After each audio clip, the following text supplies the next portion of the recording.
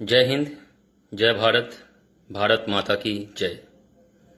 मैं लैंस नायक पार्किन Dasgupta Indian Army Signal Corps में पिछले 12 साल से सेवा दे रहा हूं और मैं अपने देश के विभिन्न क्षेत्र में काफ़ी से क्षेत्रों में के सीमा में मैंने अपना सेवा दे चुका हूं और दे भी रहा हूं।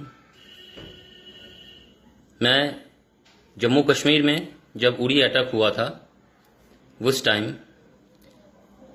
पाकिस्तान पालमवाला बॉर्डर अखनूर सेक्टर में ड्यूटी में तैनात था। उसके बाद नगरोटा अटैक जब हुआ तभी भी मैं 10 इन्फेंट्री सिग्नल रेजिमेंट में अखनूर सेक्टर में ड्यूटी पे तैनात था। हम दुश्मनों से काफ़ी लड़े और कभी भी हम एक सोल्जर कभी अपने माँ भारती पे आंख उठाने कभी नहीं दिए। हमारा ट्रेनिंग हमें ये सिखाया जाता है कि देश को जब आपकी ज़रूरत पड़े तो एक सोल्जर कभी पीठ दिखा के आता नहीं है। तो हम फौजी कभी अपने माँ भारती के ऊपर कोई आँच आने नहीं देते हैं। आज बड़े अफसोस के साथ बोलना पड़ रहा है, मैं अभी छुट्टी में हूं और बड़े अफसोस के साथ बोलना पड़ रहा है कि मेरा घर पश्चिम बंगाल में है। मैं पश्चिम बंगाल के बारासात पुलिस स्टेशन है यहाँ पे। मैं यहाँ का रहने वाला हूँ बारासात, और मैं अभी छुट्टी में हूँ। पिछले 7-8 दिन हो गया मैं छुट्टी में हूँ। मेरे परिवार में मेरे माँ हैं, मेरे पिताजी है, मेरा वाइफ है, बच्ची है, भैया है।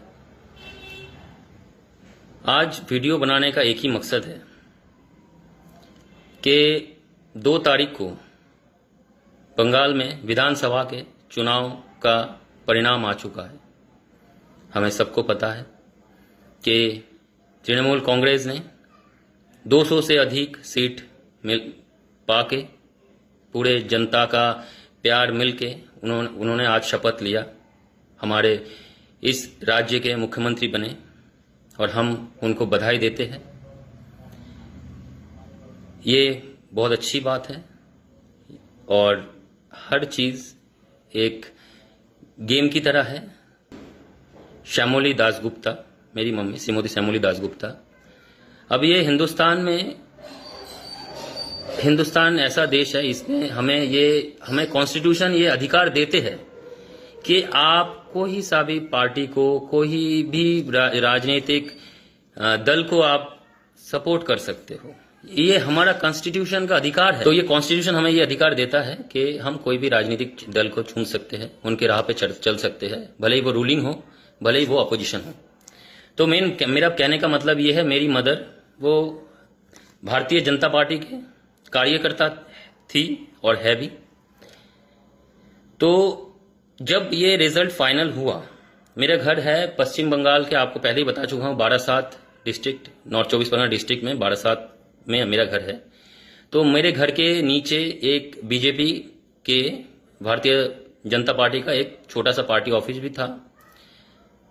तो जब चुनाव का रिजल्ट आया उसके एक दिन बाद, मैं असली मुद्दे पे आ रहा हूँ, उसके एक दिन बाद अचानक सुबह 10 बजे 3 तारीख को सुबह 10 बजे उस पार्टी ऑफिस के अंदर टीएमसी के कुछ गुंडों ने आके तुरंत 5 मिनट के अंदर लॉक किया हुआ पूरा दरवाज़ा तोड़ के, उसके अंदर तोड़ फोड़ के टीवी, बाइक, मेरा खुद का बाइक था, मेरा स्कूटी, मेरा और एक बाइक, और दुकान में जो भी फोटोज वगैरह जो भी थे सब तोड़ फोड़ के एकदम तहस नहस करके चले गए।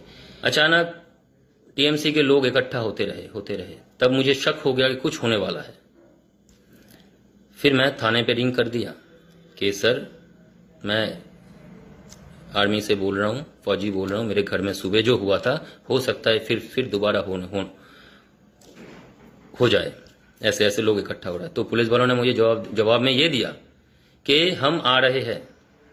उन्होंने मुझे बोला कि हम आ रहे हैं, लेकिन 1 घंटे तक मैं फोन करता रहा। मैं कानून अपने हाथ में नहीं लिया और ना लेना चाहता हूं। 1 घंटे तक टीएमसी के जो भी कार्यकर्ता थे, मैं ये इनको टीएमसी के कार्यकर्ता नहीं मानता हूं, मैं इनको एक्चुअली एक फौजी, इस टाइप के इंसान को ये कोई पार्टी का कार्यकर्ता नहीं हो सकता है। इस टाइप के इंसान जो होते हैं ये एंटी सोशल होता है, ये कोई पार्टी का कार्यकर्ता नहीं हो सकता है, क्योंकि पार्टी के कोई भी कार्यकर्ता इस टाइप का काम नहीं करेगा। इन लोगों ने 1 घंटे तक, 1 से 1.5 घंटे तक हमारे घर में पत्थरबाजी करते रहे, सब कुछ तोड़ फोड़ दिया। मैं बिल्कुल चुप रहा। मुझे, मेरे मदर को, मेरे परिवार को, मेरे वाइफ को, मेरे पूरे सदस्यों को बहुत बुरी तरीके से इतने स्लैब लैंग्वेजेस यूज किए, मैं वो बोल नहीं सकता हूं। उसके बाद मैं अपने यूनिट के तरफ से हेल्प मांगा। पुलिस वाले नहीं तो जा रहे थे, फिर आ रहे थे, फिर ये पत्थरबाजी चला था, फिर थोड़ा बहुत कम हुआ। लेकिन मैं फौज का सहारा नहीं लेना चाहता हूं। जरूरत पड़े तो फौज का मैं सहारा लूंगा। मैं इसीलिए बोल रहा हूं, मैं फौज का सहारा नहीं लेना चाहता हूं। फौज मुझे रेस्क्यू करके यहां से निकाल लेगा, मेरे परिवार को बचा लेगा। लेकिन आज मुद्दा ये है, मैं फौजी हूं, मेरे परिवार को बचा लोगे आप, मुझे सिक्योरिटी दे दोगे। लेकिन मैं ये नहीं बोल रहा हूं कि बीजेपी के कार्यकर्ता जो भी है, मैं कोई राजनीतिक रंग नहीं लगाना चाहता हूं। जो भी कार्यकर्ता, आज जो भी लोग, जो भी आम जनता जो भी है, इनके ऊपर जिस हिसाब से टॉर्चर हो रहा है, मैं उनके हित में बात कर रहा हूं।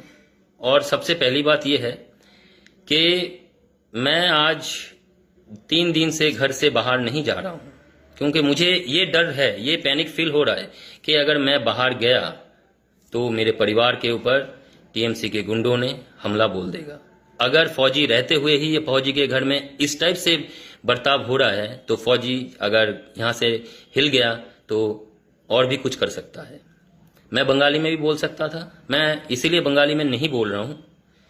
मेरा नेटिव लैंग्वेज बंगाली है और मैं बंगाली में इसीलिए नहीं बोल रहा हूं क्योंकि मेरा ये आवाज है, ये जो, क्योंकि हम हिंदुस्तानी हैं, हमारे हिंदी जो हमारा राष्ट्रभाषा है, मैं इसीलिए, ताकि ये हर एक व्यक्ति के कान तक जाए, हिंदुस्तान के हर कोने कोने तक ये कान में जाए कि बंगाल में क्या चल रहा है, कौन कर रहा है, क्यों कर रहे हैं।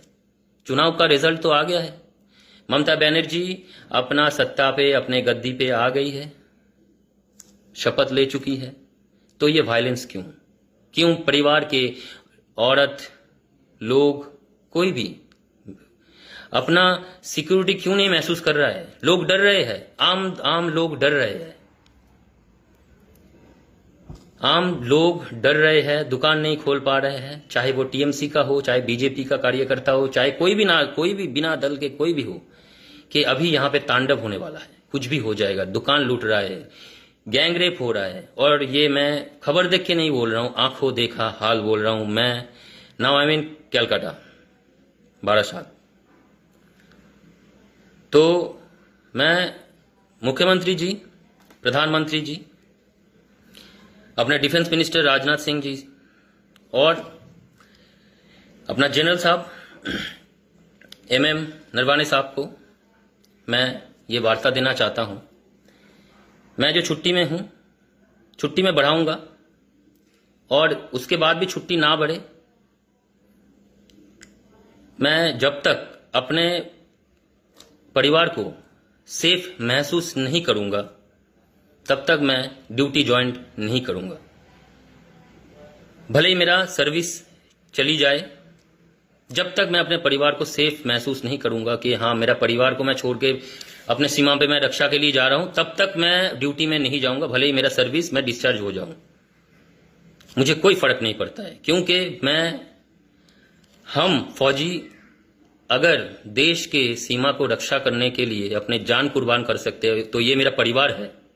मैं अपने माँ बाप, अपने परिवार को बचाने के लिए मैं अपना जान कुर्बान करने के लिए तैयार हूं।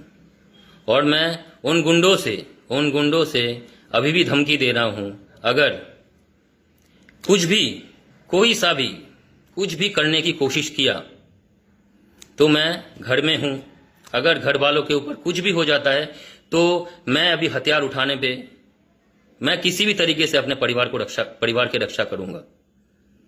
भले पुलिस प्रशासन इसका हेल्प कर पाए ना कर पाए, मैं कोशिश करूंगा कि मैं अपने कॉन्स्टिट्यूशन को अपने हाथ पे ना उठाऊं।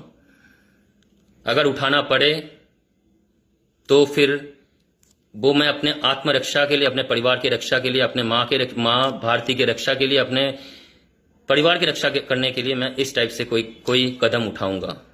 क्योंकि बंगाल में अभी डिफेंस करने का कोई जगह नहीं बचा है। यहाँ पे कोई किसी का बात नहीं सुन रहा है। यहाँ पे लोग, यहाँ पे जो एंटी सोशल है, जो ये टीएमसी के कार्यकर्ता जो भी है, ये लोग इंसानियत भूल गए हैं, कुछ भी करने के लिए उतर आए। अगर ये कुछ करने के लिए उतर आए तो मैं अपने परिवार के रक्षा के लिए, एक फौजी जैसे सीमा पे रहता है, मैं अपने परिवार की रक्षा के लिए मैं अपने घर में ही रहूंगा, परिवार को रक्षा दूंगा।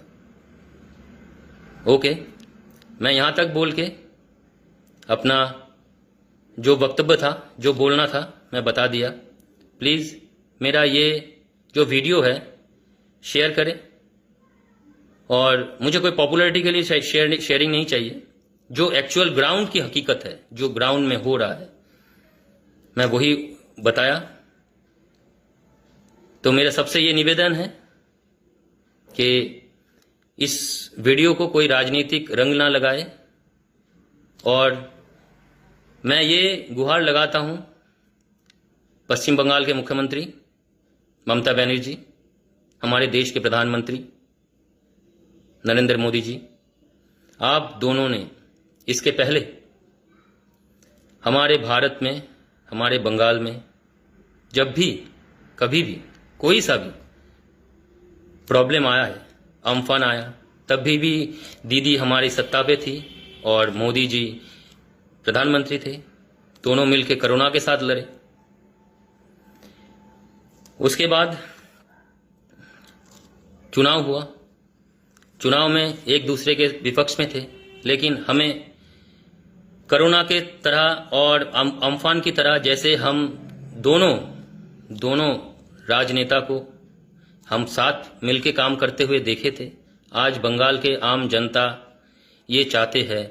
इस देश में जो वायलेंस हो रहा है, प्लीज दीदी और अपना मोदी जी, प्लीज प्रधानमंत्री जी, आप दोनों सरकार मिलके इस वायलेंस को कम करे। नहीं तो अभी जो सिचुएशन बंगाल में चल रहा है, आप लोगों को वोट देने के लिए और कोई नहीं बचेगा।